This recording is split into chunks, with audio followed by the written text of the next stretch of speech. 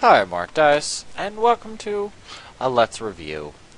Okay, so whenever you think of sci-fi, you think of all these wonderful things, and I love sci-fi.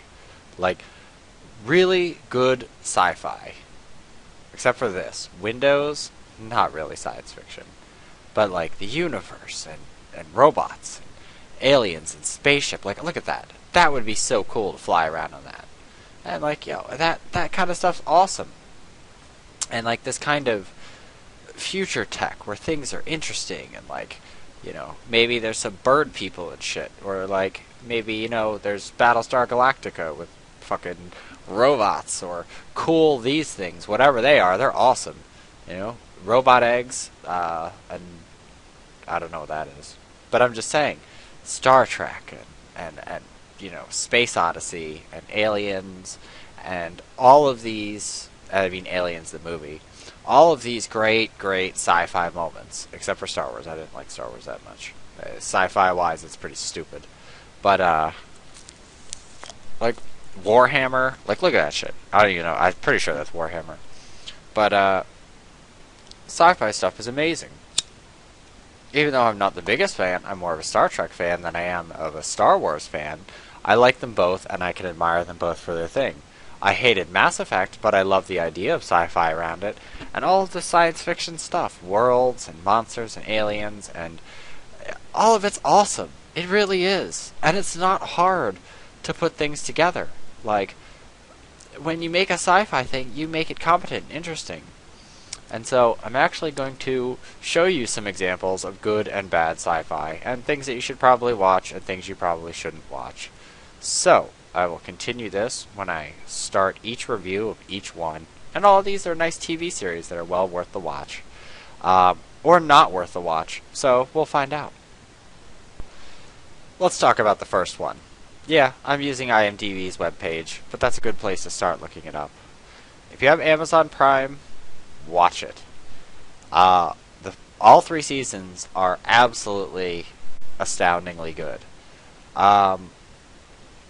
It's one of those sci-fi series that it's riveting and it's good, and it has its ups and downs, but overall it is a really good show. And I know for a lot of people, you're like, oh god, Steven Spielberg, oh, like AI, think about how he ruined that, and think about all this stuff. But Falling Skies is genuinely good. I have to say, as far as a TV series goes, it doesn't skimp on the gore. Doesn't really, well, there's no nudity, but I mean, you don't really need nudity in sci-fi. This is just non-stop, intense, really good, and truthfully, I find it quite an amazing show. Season 4 is on air soon, I think, or on now. But the first 3 seasons are there. It'll take you a little bit to get through them. Really good, and I really like that it does a lot of things that sci-fi has already done. The first season, there's a Heinlein book that it's very close to, but they tweak it in their own way to make it more interesting, more fascinating, a little bit deeper. Take ideas of sci-fi and stretch them a little bit further. And a lot of people are like, oh, aliens, that's just stupid. I hate ones about aliens. But I normally hate aliens movies that aren't, like aliens as in xenomorphs. But I have to say that this one does not pull punches. It really just... the aliens are set up in such a way that it really reminds me of great movies like, was it District 9? Even though District 9 really wasn't about aliens, but the aliens in it are very similar in terms of it's not what you really think it's going to be. It's not going to be little gray men probing people or anything like that. It's so well thought out that they really it feels like they really thought ahead character-wise on how these things kind of happen. So it makes it very fascinating why this is, and even its kind of world, where the sci-fi is really good.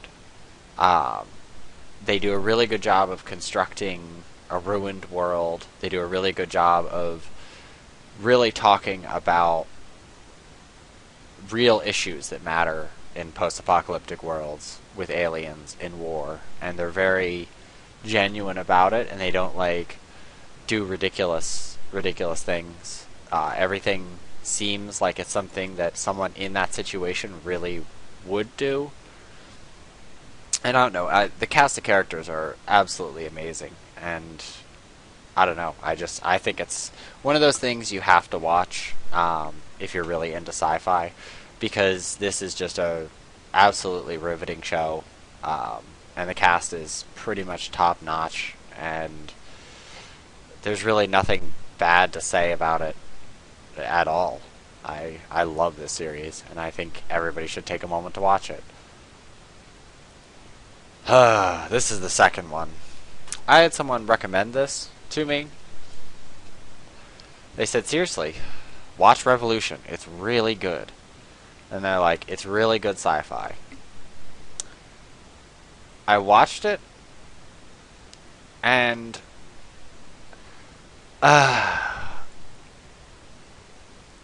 okay, first off, just to blanket thing over, the entire world loses power. Period. Like, electrical devices will no longer work. But machining can still work. Like, there's tons of machines that are created that require no power, but apparently everybody's too stupid in this world to figure it out. And it's good that they mention that people starve and all the terrible things that would happen after a society collapses or no longer has power infrastructure, what really happens. And that's nice and all. But the first 3 episodes have almost no plot. They're all getting to know the characters and a little bit of the world, but it's like, you don't need to beat us over the head with who characters are. Either characters are or they aren't. And the first season of this was so painful, I couldn't even get through it. And I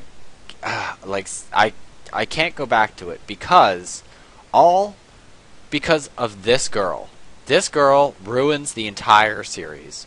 Him, he's one of the best parts of the series. This guy, one of the best parts of the series. This guy, whatever. He has no personality. But basically, this bitch ruins the entire show. She can't act. She can't do anything, and she says the most ridiculous things.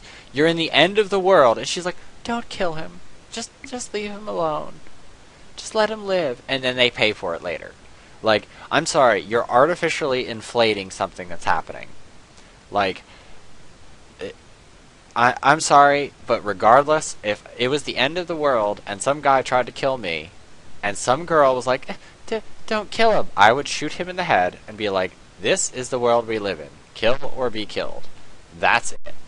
Because it's the end of the fucking world, and you can't take chances with your life, because unlike the world before, it's not going to work. And that's the one thing that always bothers me about these post-apocalyptic things. There are all these people like, preserve life, help life. And I understand, you got to keep a certain amount of people alive. But people who are killing other people, you just need to take care of so they never come back. And the plot they get into with the power and like, oh, somebody knows how to turn the power back on, they were there when it happened, is just like a whiny, half-assed excuse. It's better when nobody knows anything, or like one person knows something and they die, or, you know, like pretty much what happens, but they don't, like, there's so many stupid things that happen in it. It's like frustrating, because it's like 98% fluff, and the actual interesting part of the story they just completely throw aside and cast aside and ignore. And it gets really annoying. And like, I'm sorry, but people manage to sneak up on people all over the place in this world, and it doesn't make any sense. And like, these alignment of these cities, like, I'm sorry, but humans were doing pretty well before power, and yeah, it sucks to go back, but do you think a farmer in Kansas is going to be affected by a heavy power outage, or like by not being able to use his tractor anymore, they'll just find ways around it. That they're like, well, I guess we got to do it with our hands now. Do you like seriously? This show is really catered towards people who like live in a very wealthy suburb and don't know what actual work is like for a day. That's really like what the target of this show is. And for me, losing power would suck, yes, but it wouldn't be like the end of the world or anything like that. It just means, well, now it's time to cultivate some crops and hunt some deer. Like, nut up or shut up kind of thing. And this just pussyfoots it all the way. Like, oh, I'm learning a lesson about love again because, you know, this girl strolled into my life and, you know, now I truly see that life is worth saving. And like, oh, please, shut up. Nobody cares. It's the end of the world. Kill some motherfuckers and hope you survive. Terrible. And even a science fiction plot is paper thin. Alright, this one. This series, I had on Netflix in my queue for a while, and I ignored it for a while, and I thought, you know, it just, like, the poster looks kind of cheap. I don't know, it doesn't seem all that interesting, and the pictures on Netflix didn't really depict anything interesting in it. So I don't know if I'm gonna see it. Like, oh, a detective from 2077. Like, this doesn't sound too great. Like, it's gonna be a cop show and not very interesting. But I took a chance on it,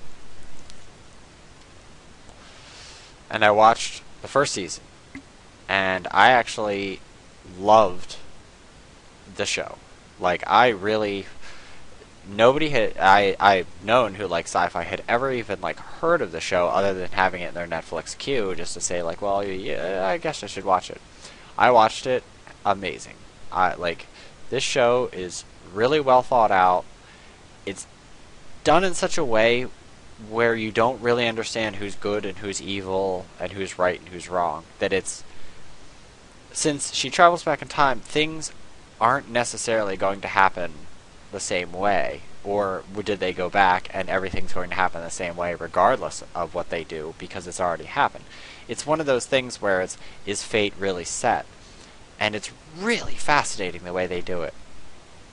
And, you know, there's moments in the show where you can see both sides of the coin, and you start thinking like, maybe I should root for this side, maybe I should root for this side, like maybe I was wrong about them. You know, it's very interesting the way they kind of weave things together. And Rachel Nichols, she can actually really hold the cast. Her and I think it's Eric Knudsen. I don't remember, but either way, the one kid who helps her out in the show, both of them can carry the show by themselves, and that's something that's really good. In sci-fi shows, it's very hard to keep people gripped. It's like Janeway. Janeway couldn't hold the show, and it made it very hard for me to watch Voyager, because without, you know, Tuvok or any of the other characters, she really couldn't carry the show because she was really dry on personality. But those two are amazing, and the way the show is put together, the way everything weaves together is so fascinating, and it really makes the sci-fi aspect stand out. But at the same time, even though there are these kind of detective show elements, which I usually hate in TV shows, it's actually incredibly well done because it all interweaves with the sci-fi. And like, this person was killed, but they become someone in the future, someone very important. Is it right or wrong to take them away? Is it worth the cost of them saving billions of lives versus killing them? And that's the interesting thing about it. And that's not every person, but I mean, when you know the future, you can, and you don't want that to happen, you can screw it up pretty quickly if you had a way to travel back in time and fate wasn't locked. So it makes it very interesting how you can do all this. And being able to hold the show and keep the writing going make it very interesting. I just think that the first two seasons really are just outstanding, and if you're really into sci-fi, it's something you should watch. I don't say it's good for everybody, but it's good enough. I mean, time travel shows without being Doctor Who uh, are definitely in short supply, and this one definitely lives up to its name, and it's fascinating. I really didn't want to put Walking Dead on here, but I'm doing a whole load of these series, so or sci-fi stuff, and zombies technically are sci-fi. Walking Dead is good and bad. It's uh, it's good because the zombies aren't the worst part, so it lives up to the Romero tradition of, Dawn of the Dead, and it's like the zombies aren't the problem, the people are. And hey, that's great.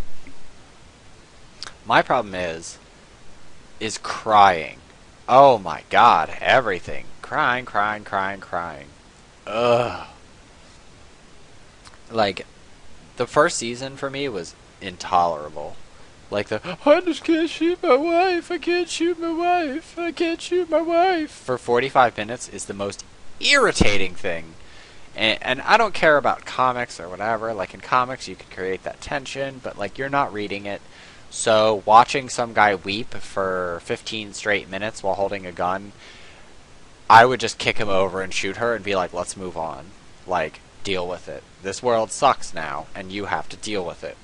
Like, and just some of the things, like, take, for example, the picture showed right here. The father's so like, oh son, you killed someone. Oh, you're in the line of fire, and I understand that, but you live in a shitty world. Like, zombies are walking around. Again, it's one of those things where you need to nut up and shut up, nut up or shut up, and just stop. Just stop crying about things because the world sucks. And like, the one thing I really don't like about the series is these random little pieces that are completely and totally unrelated to what's happening in the story. Like in the beginning where there's like, he's walking into a gas station, there's like a little girl who's a zombie. Like, never explained, never, just this is a scene.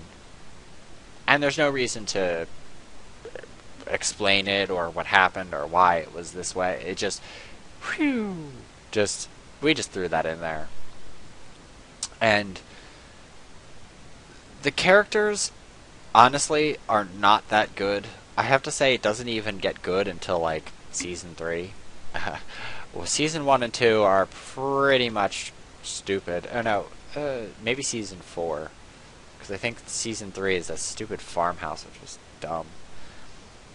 My problem is that they have to keep gearing these things to happen, so that way they have to keep moving, whatever. But they bring in things that just are completely and totally unrelated and don't feel logical to the world. Like, I'm sorry, a katana versus a zombie, you would just break the katana and then you'd be defenseless. Yeah, swords and blunt objects, great. You don't have to reload them, you can keep going. Great, good for you, you're thinking ahead. But, like, katanas and all this other, like, nonsense, like, my problem is that the zombies have become so muted that it's just like Days of Our Lives with guns. And the best characters in the show didn't exist in the comics, and truthfully, everything feels so predictable from one step to the next that it's like, it's disjointed, and it feels like it's missing elements. And I'm sorry, but some of this stuff that they do, yeah, because season 4 is a really good season. Like, the end of Season 3 to Season 4 is really good. But, like, the zombies are, like, the least threat. Like, which is good in a light, but the way they light it, it's like, you don't even need the zombies. The zombies are just, like, make-up props to stand around. Like, you could just hold cardboard signs saying zombie, and that would probably be just as scary as the zombies are in the show. they're really not all that good, and there's no tension drawn with them. It's just like, plot hole, zombies. Alright, and here's the last one I'm gonna do. Um, Terra Nova was good. Um, it's interesting the way that they put things together.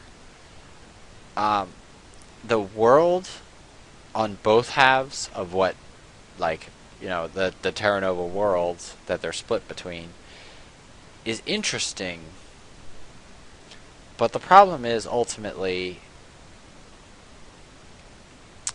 that the world they come from is a fascinating sci-fi world, and then they go into this like dinosaur world, whatever, Jurassic Park. It's good, and it reminds me a lot of one of my favorite series when I was a kid that I really enjoyed, which was Earth 2. But it has too much of this like preteen drama crap in it, and it takes away from this kind of like idea of how people could live and then. And it's really weird because they have all these crops and all these interesting things, and like they show how that they built this little like farmstead almost, and how they bring colonists and all sorts of stuff like that. But at the same time, the world that they're from, if they went to a new world like this, or in the past, or whatever they want to say it is, yeah, I guess it's supposed to be. They're not really clear if it actually goes back in time or if it's an alternate dimension, and there's all these questions about whether you can go back and forward, whatever. The two biggest problems are that the diseases you would get from back then would just become rampant. Like, you would bring diseases back and they would flourish in that kind of environment. And, it would make it very hard to live then because the insects and because of all the things, and that disease would just start popping up right away. Second off is if you were really in the past and say you built an ancient human farm and had all these things, it would in turn make your world in the future either cease to exist, or if they were like a coinciding event where it did happen, it would mean that it failed, or that somehow people managed to make it through the gap, and that's how people populated the Earth. But that means that somewhere along the line, your experiment failed, and that you're basically perpetuating yourself, like natural evolution. But the time loop, the conundrum keeps looping, where there aren't actually people. It would just be a continued like inbreeding of the same groups of people that came back in the first place. But it has a very interesting feel, and sans all of the other things that happen in the series, it's well put together, and it's a shame that I'm pretty sure it got canceled, but it's worth a watch for what it is. It's not like deep sci-fi, but it's sci-fi enough where you feel satisfied by it and you could keep watching it. And I don't know, I feel like if they let it carry on, it would drop away more and more of the world and focus more on all these internal politics and stuff. And I don't care about that. I care about like what people are going to do in the long run. You have like a world filled with this stuff. Like, what are you going to do to make it better and or worse? And new discoveries and that kind of exploration of this world is just not there. And I don't think that they ever made that solid enough to make it interesting. And I mean, with the amount of stuff that they send back, like, inherently, if it's time travel, you sending it back, you would always send things back to the same instance, essentially. So, unless you had like a window, but that window, even if you had it, to say like, oh, this is when, you know, the old position of the Earth would be turned at such a thing that things would come up upside down because the planet was farther away or whatever. Things like that. If that's the way it worked, because, you know, you'd have to move time, space, and location, you think a spaceship would be more reasonable because you don't know if you're going to end up in the cold vacuum of space and Earth is halfway across the solar system. But regardless of those points, you would probably be tagging stuff. And if real world days equal past world days, then that would be really questionable as how that worked, because it's already happened in the future. I don't know. It's that's just how I think about it. There's a lot of questions that are never resolved with it, and they just kind of, people will ignore it. And I don't know. It kind of bothered me in that light. So I don't know. I mean, it's good enough, light, fluffy sci-fi if you just feel like watching something, and dinosaurs. I mean, why not? There's some pretty cool dinosaur stuff. But other than that, it doesn't feel like they've really stretched out or plotted out the world as well as they thought they did. And that's mostly due to, unfortunately, Fox writing. Fox writing always has good ideas and then kind of scraps them.